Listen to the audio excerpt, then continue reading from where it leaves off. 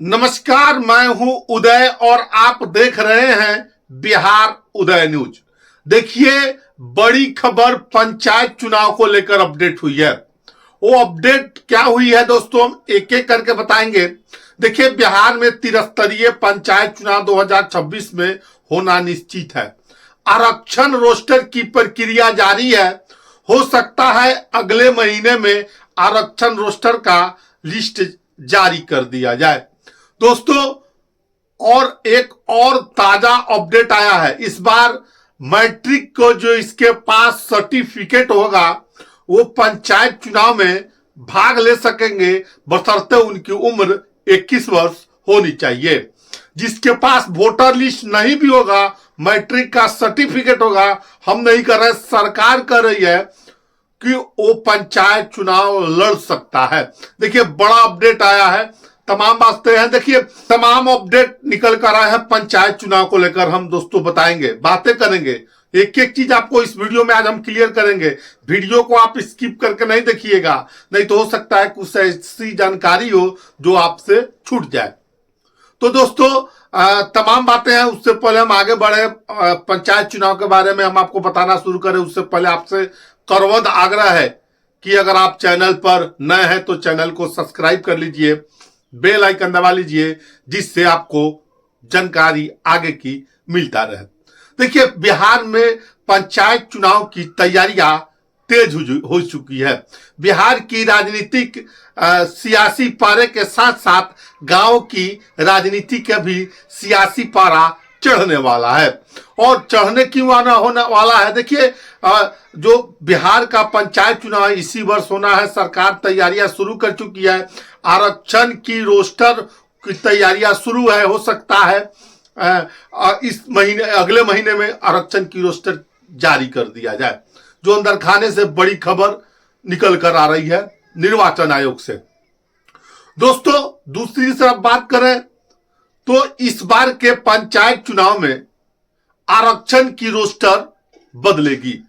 इसको लेकर तमाम जो बातें हैं, मंत्री दीपक प्रकाश है, पंचायती राज विभाग के मंत्री हैं दीपक प्रकाश, उन्होंने स्पष्ट कर दिया है कि पंचायत चुनाव में आरक्षण का रोस्टर इस बार बदलेगा।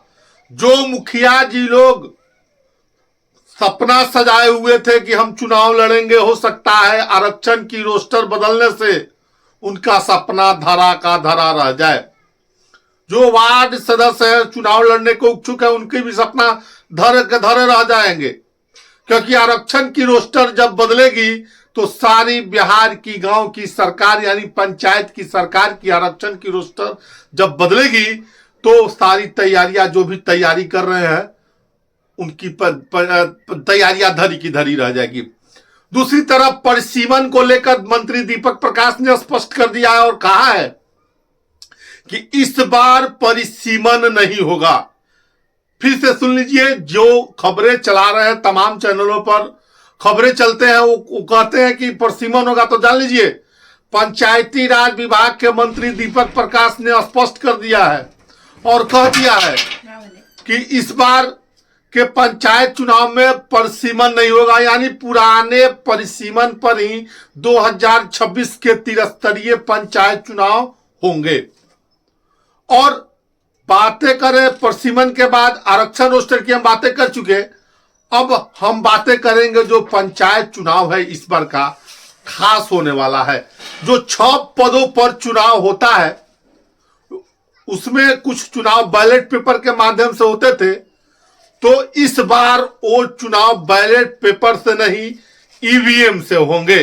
यानी जो बैलेट पेपर से चुनाव होते थे ईवीएम से होंगे और 6 ईवीएम में आपको वोट करना होगा।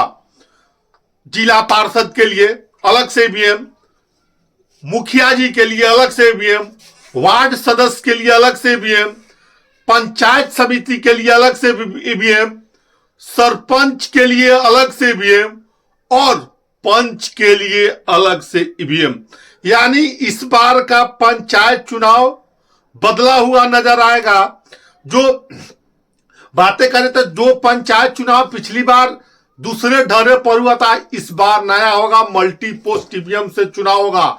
इसको लेकर सरकार ने अपनी बातें स्पष्ट कर दी है और साथ ही साथ दीपक प्रकाश हैं जो मंत्री हैं बिहार में पंचायती राज विभाग के, उन्होंने कर दिया कि इस बार मल्टी पोस्ट ईवीएम से चुनाव होगा। जो सभी चुनाव होंगे वो बैलेट पेपर से ना होकर मल्टी पोस्ट ईवीएम से होंगे।